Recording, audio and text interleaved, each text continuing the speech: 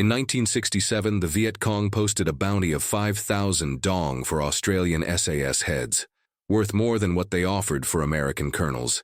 For years, that bounty sat unclaimed, not because the VC didn't try, not because the money wasn't enough, but because of a tactical philosophy that made survival mathematically impossible. The Australians killed at 3 meters, and at 3 meters, there were no survivors to collect. In the dense jungles of Phuoc Thai province, somewhere between the rubber plantations and the endless canopy that swallowed light and sound, the Viet Cong learned to fear something more than airstrikes, more than artillery, more than the massive American sweeps that rolled through the countryside with tanks and helicopters. They learned to fear the silence that came 3 meters before death. The notice appeared in VC camps throughout 1967, printed on thin paper and passed from unit to unit.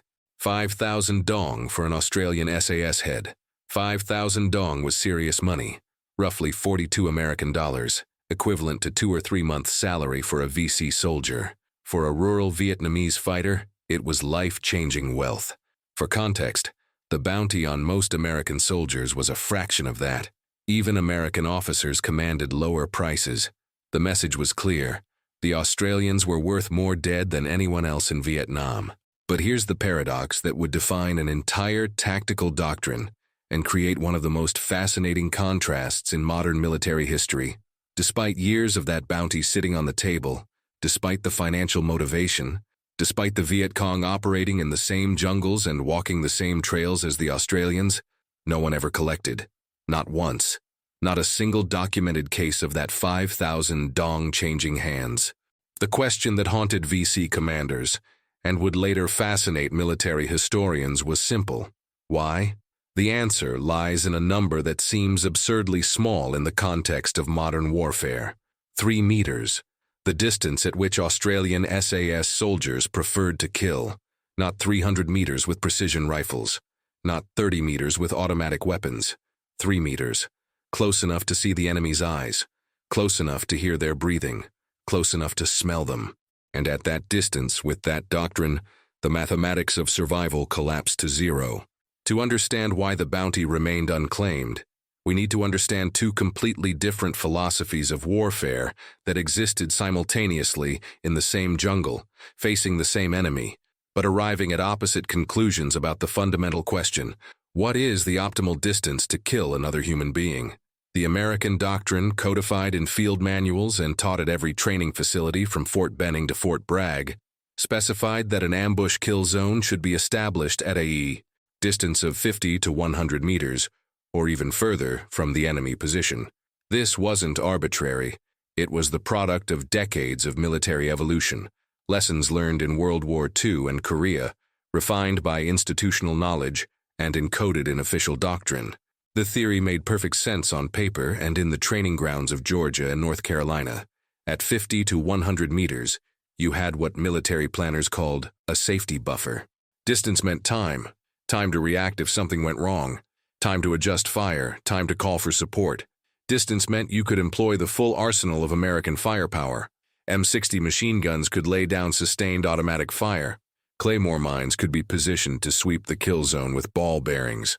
Every soldier could fire without worrying about hitting friendlies. The doctrine emphasized volume of fire. If you put enough bullets downrange, statistics would favor you. Spray enough lead into a 100-meter kill zone, and you'd hit something. The equipment procurement, the training infrastructure, the tactical manuals, the after-action review processes, everything in the American military machine was built around this fundamental assumption. Distance equals effectiveness. Distance equals safety. Distance equals winning the engagement. Commanders who brought their men home alive were commanders who maintained proper standoff distances. It was written into promotion evaluations and medal citations.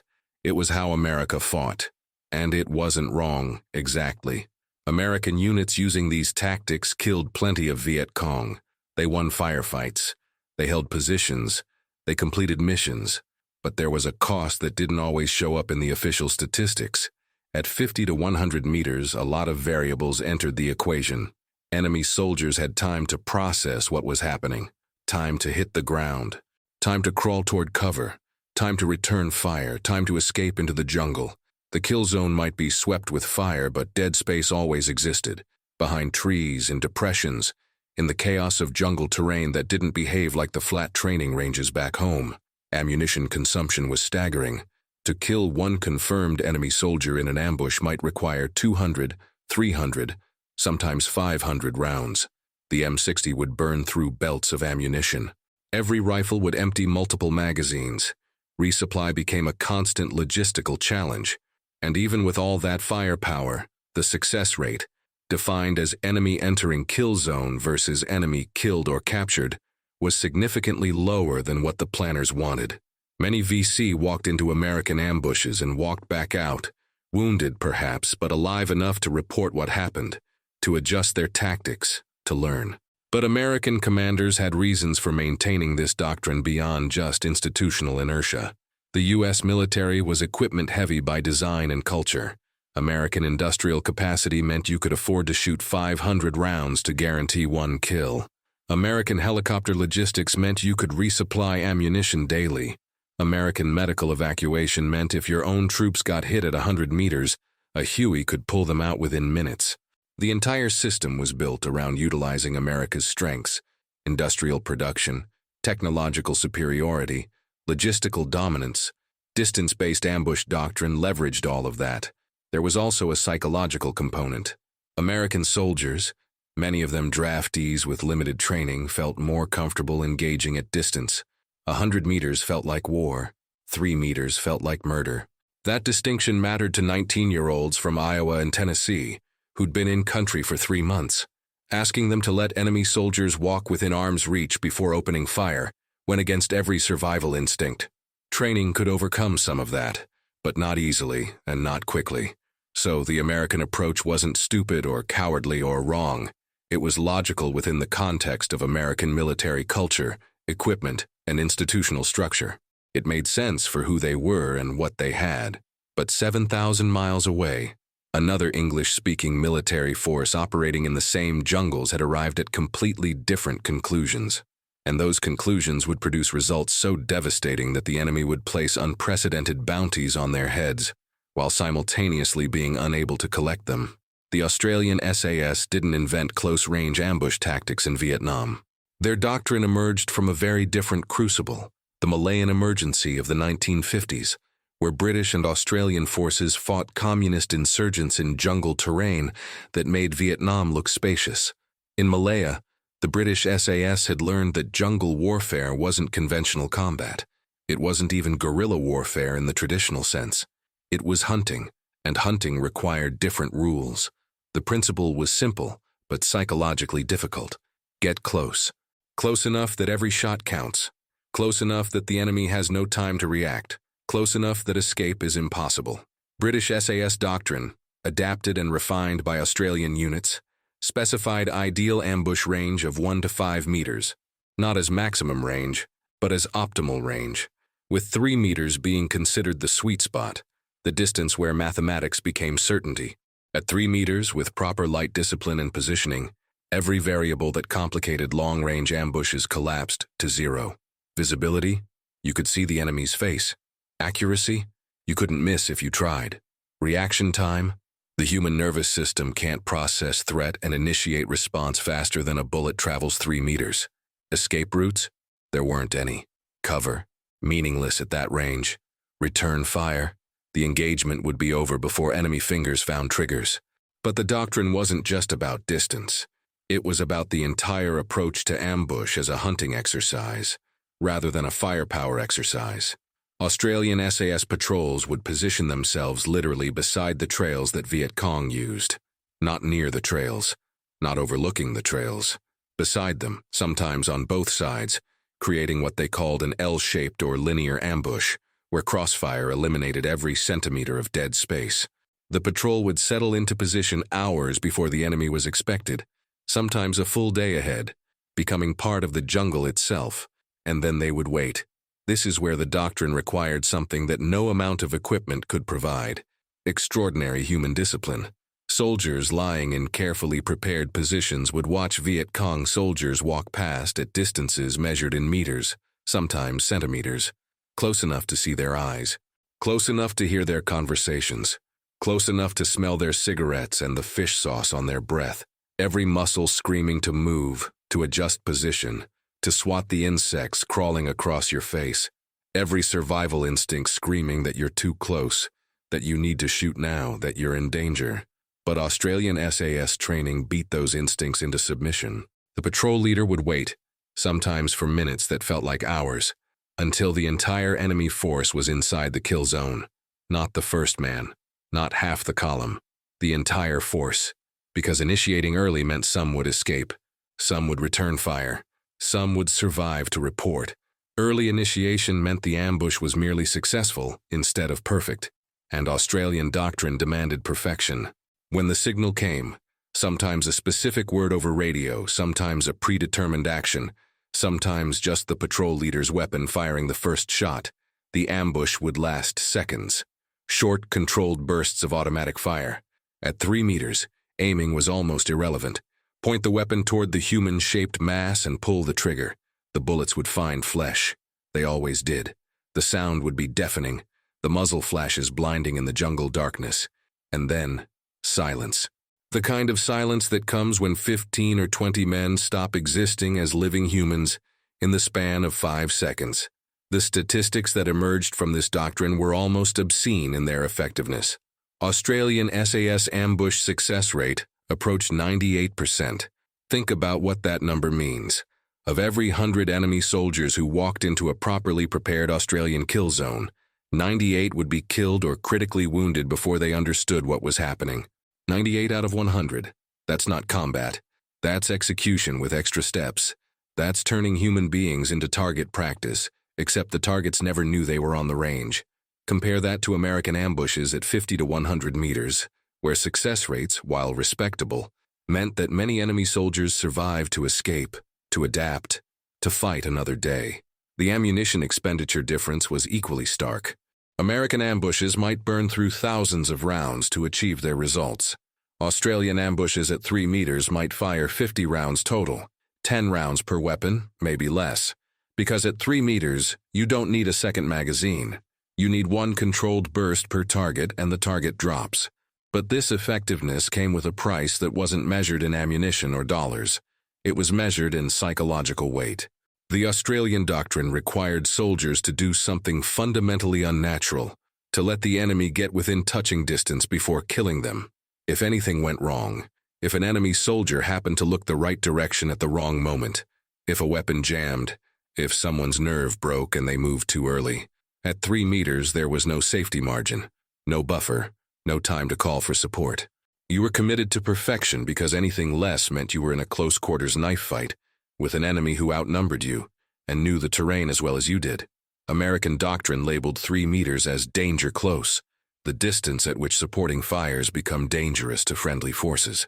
Australian doctrine labeled 3 meters as kill certain, the distance at which ambush became mathematical certainty rather than probability. Same distance, opposite interpretations. The philosophical divide between these two perspectives reveals something profound about how military cultures approach the fundamental problem of organized violence. For American planners, danger close meant risk to friendly forces. It meant the margin between success and catastrophe was too thin. It meant you were gambling with your own soldiers' lives in the pursuit of enemy kills. American training emphasized force protection. Bringing your people home alive was more important than maximizing enemy casualties. This wasn't cowardice. It was institutional priority. America could afford to spend more ammunition and achieve lower kill ratios because America had the ammunition to spend and the industrial capacity to replace it. What America couldn't afford, politically and morally, was high friendly casualty rates. So doctrine emphasized safety margins, standoff distances, overwhelming firepower applied from positions of relative security. For Australian SAS, kill certain meant something different. The danger wasn't to the patrol if they executed properly. The danger was entirely to the enemy. 3 meters wasn't danger close.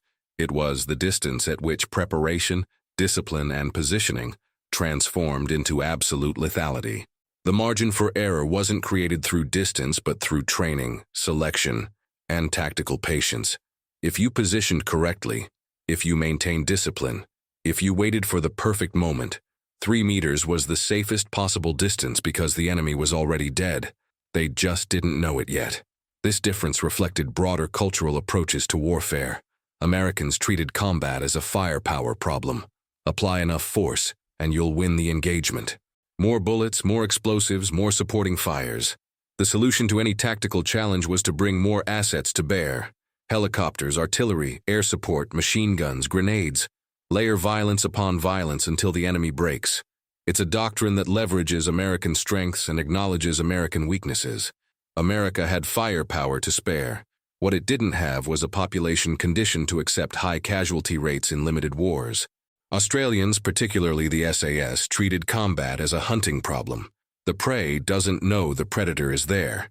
The predator positions perfectly, waits patiently, strikes once with total commitment. The prey doesn't get wounded. It dies immediately and completely.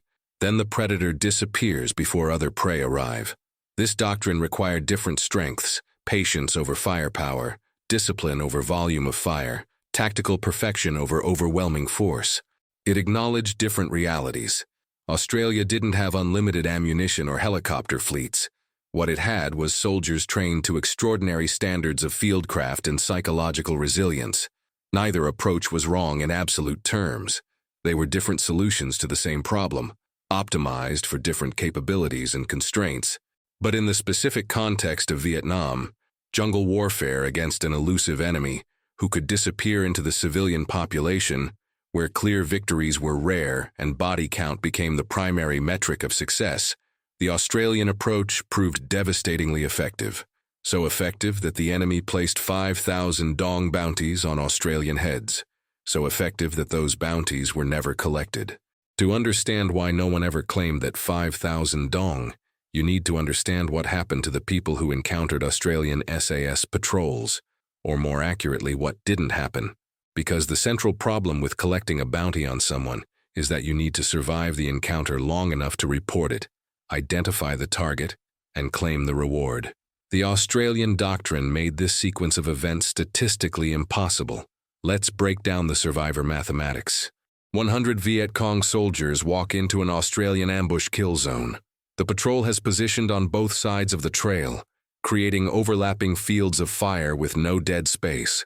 They've been in position for 6 hours, motionless, breathing slowly, fighting off insects and muscle cramps and the psychological pressure of waiting. The VC column moves through the jungle in standard formation. Point man, main body, rear security. They're experienced soldiers who've survived other engagements. They're alert, weapons ready, moving tactically. The Australian patrol leader watches them enter the kill zone. First man passes within 2 meters of his position. The patrol leader doesn't move, doesn't breathe differently, doesn't twitch. His finger is on the trigger, but he waits. Second man passes, third. The main body enters. 12, 15, 18 men bunched together on the narrow trail. The rear security is just entering the kill zone. Now the entire enemy force is within 3 to 5 meters of hidden Australian positions. 20 men, in a space the size of a large living room, surrounded by soldiers they don't know are there. The patrol leader initiates. The sound is catastrophic. Multiple automatic weapons opening fire simultaneously at ranges, where missing is physically impossible. The human targets don't have time to process what's happening. The nervous system can't transmit the sensory information fast enough. The sound of gunfire and the impact of bullets occur essentially simultaneously. Men drop instantly, some killed before they hear the sound that killed them. Others have a second, maybe 2 seconds, of confused panic before the next burst cuts them down. There's nowhere to run. The trail behind is covered. The trail ahead is covered. The jungle to either side is where the fire is coming from. The engagement lasts perhaps 5 seconds of actual firing. Then the Australian weapons stop.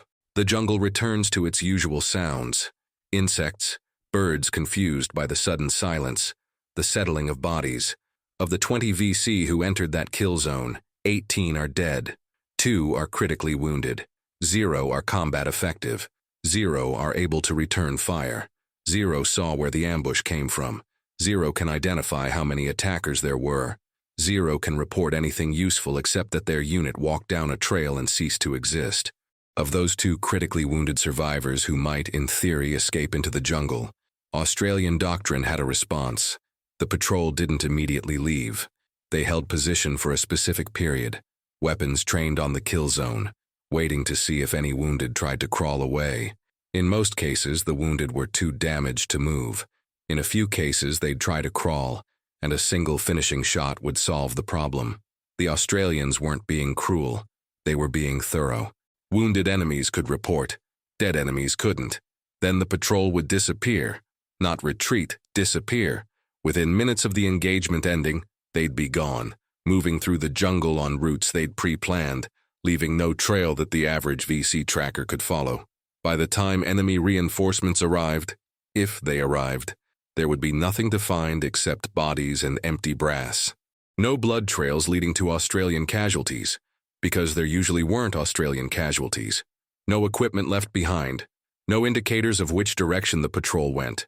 Just death and silence. This is why the bounty went uncollected. To claim 5,000 dong for an Australian SAS head, you needed survivors. You needed people who could say, yes, we encountered them, here's what happened, here's where they went, here's how many they were. But 98% kill rates don't generate survivors. They generate ghost stories. They generate fear. They generate units that refuse to patrol certain areas because entire squads went down specific trails and vanished. The intelligence void this created was unprecedented. Viet Cong commanders were sophisticated military leaders who understood the importance of tactical learning. When American units ambushed VC forces, there were usually survivors. Sometimes many survivors. Those survivors would be debriefed. What weapons did they use? How many soldiers? What formation? What gave away their position? Where were they positioned? How can we counter this next time? The intelligence gathered from survivors allowed the VC to adapt, to adjust tactics, to develop countermeasures. But Australian ambushes left nothing to analyze. No wounded to interrogate about enemy strength or positions. No survivors to describe what happened. No pattern to identify because each ambush was perfectly executed and left no intelligence footprint. VC commanders would send a unit down a trail, and the unit would stop reporting. Scouts sent to investigate would find bodies but no answers. It was like fighting a force that didn't exist in the normal physical sense. A force that appeared, killed with perfect efficiency, and vanished without trace. Compare this to American engagements, where the VC routinely survived to report, adapt, and counter. After a few encounters with American ambushes at 50 to 100 meters, VC units learned the patterns. They learned to recognize likely ambush sites. They learned to use scouts more effectively. They learned to break contact and escape when ambushes were triggered. The Americans were fighting a learning enemy who got smarter over time. The Australians were fighting an enemy who couldn't learn because their students didn't survive class. The psychological impact on Viet Cong units operating in areas where Australian SAS patrolled was measurable and profound. Certain trails became effectively taboo. Local VC commanders would brief their units. Avoid these areas, avoid these routes, avoid moving at these times. It wasn't official policy. The VC didn't formally acknowledge that some enemy units were more dangerous than others, but informal guidance spread through the ranks. Some VC soldiers who'd been reassigned from areas with American units to areas with Australian units noticed the difference immediately. The fear wasn't of getting into a firefight. The fear was of walking down a trail and ceasing to exist. There's documented evidence of VC units in Phuoc Toi province, the area where Australian forces primarily operated, requesting transfers to other regions, not because the fighting was harder, but because the dying was different. Getting killed in a firefight is one thing. Disappearing without ever seeing your killer is something else entirely. The human mind can process, I might die in combat.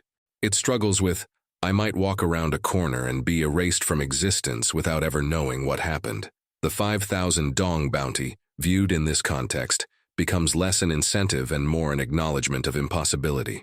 The Viet Cong leadership wasn't stupid. They understood that Australian SAS were killing their units with unprecedented efficiency. The bounty served multiple purposes. It acknowledged the threat. It attempted to boost morale by suggesting these enemies weren't invincible, and it put a price on enemy heads like bounties in the old American West. But every month that bounty went uncollected. it reinforced the opposite message.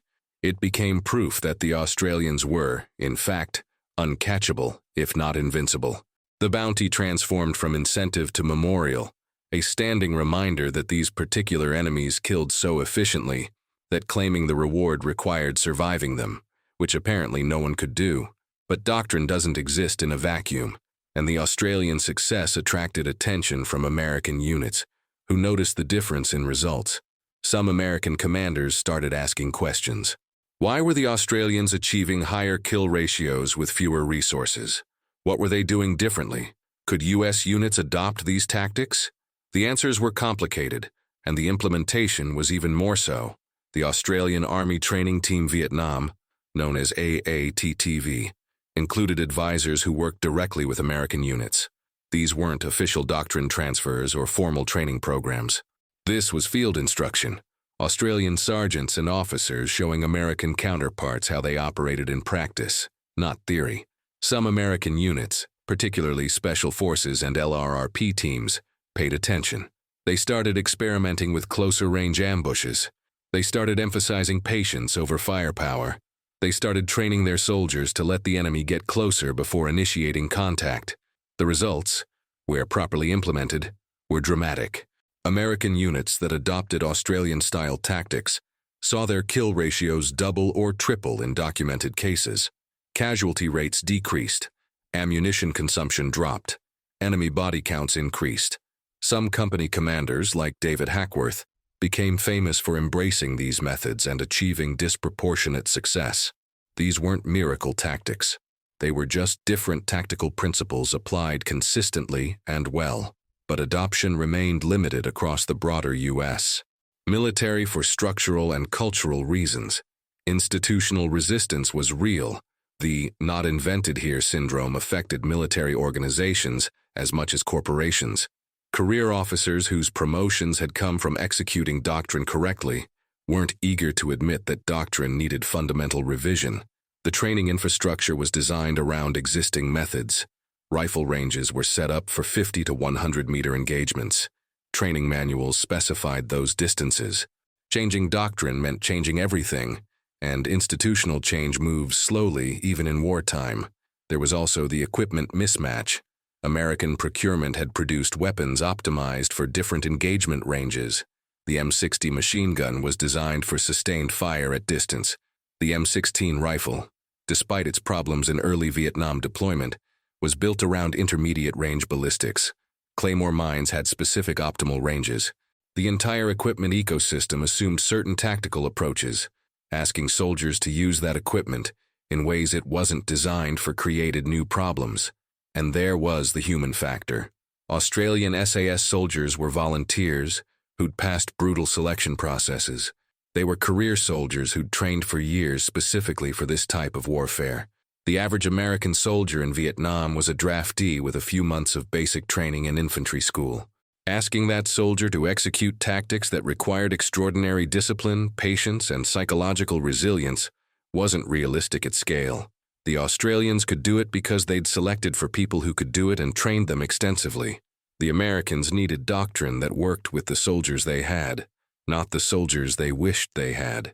Special Forces units and other elite formations could adopt Australian methods because they had comparable selection and training standards. But the bulk of American forces in Vietnam were conventional infantry units, and for them, the existing doctrine, for all its limitations, was more realistically executable. You can't just tell a 19-year-old draftee from Ohio to let enemy soldiers walk within 3 meters before shooting and expect that to work without years of specialized training. Still, where it worked spectacularly. The Battle of Long Tan in August 1966 demonstrated Australian tactical doctrine under extreme pressure. 108 Australian soldiers, primarily from D Company, 6th Battalion, Royal Australian Regiment, found themselves engaged with an estimated 2,000 Viet Cong and North Vietnamese Army soldiers. The Australians were outnumbered roughly 20 to 1 in jungle terrain that favored the enemy. But Australian training emphasized fire discipline, position defense, and controlled aggression, even when surrounded.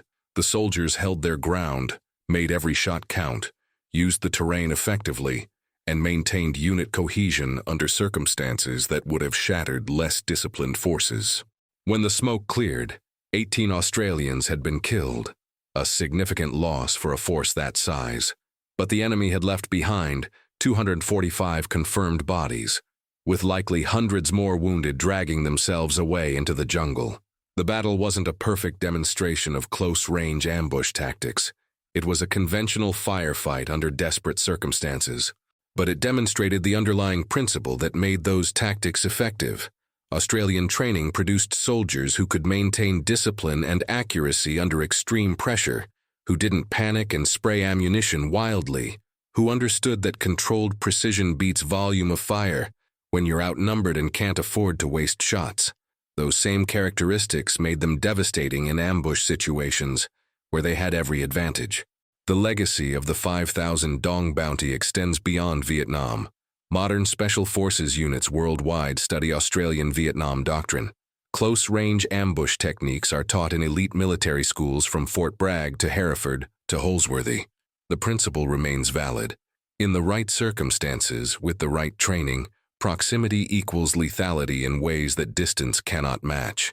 You can't teach it in a weekend course, and you can't execute it with average soldiers, but for specialized units operating in specific environments, it remains the gold standard. But tactical success didn't translate to strategic victory, and that's an important caveat to this story. The Australians were tactically superior in jungle environments. Their kill ratios were higher, their casualty rates lower, their effectiveness per soldier greater than comparable American units. But tactics don't win wars. Strategy, politics, and national will win wars. Australia withdrew from Vietnam just like America did. The South Vietnamese government fell just the same. The best ambush doctrine in the world couldn't compensate for strategic and political failures at higher levels. The 5,000 Dong bounty remained unclaimed, not because no one wanted the money, but because the Australian tactical doctrine made claiming it mathematically impossible. To collect a bounty, you need survivors.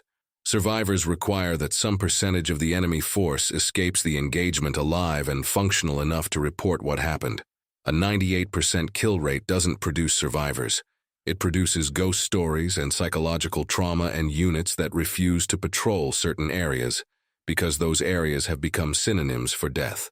The bounty itself, worth roughly 2 to 3 months' salary for a VC soldier, represented life-changing money for rural Vietnamese fighters. 5,000 Dong could support a family for months. It could buy supplies, medicine, equipment. It was substantial enough that plenty of VC would have taken that risk if the risk were survivable. But the mathematical reality of close-range ambush doctrine made it a prize that existed in theory, but not in practice.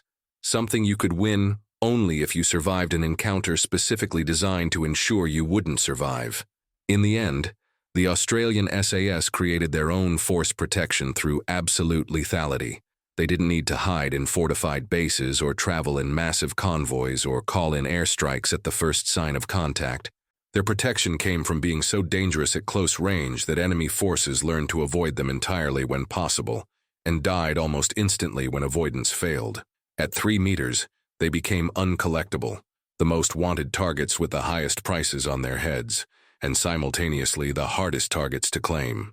The American doctrine of 50 to 100-meter ambushes made perfect sense for American capabilities, logistics, and military culture.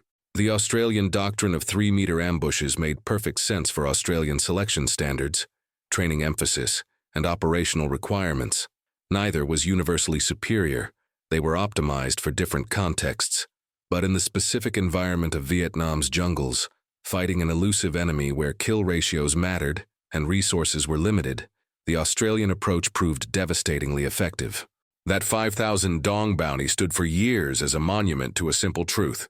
The most valuable target is the one you can't hit, and the most expensive bounty is the one no one can collect.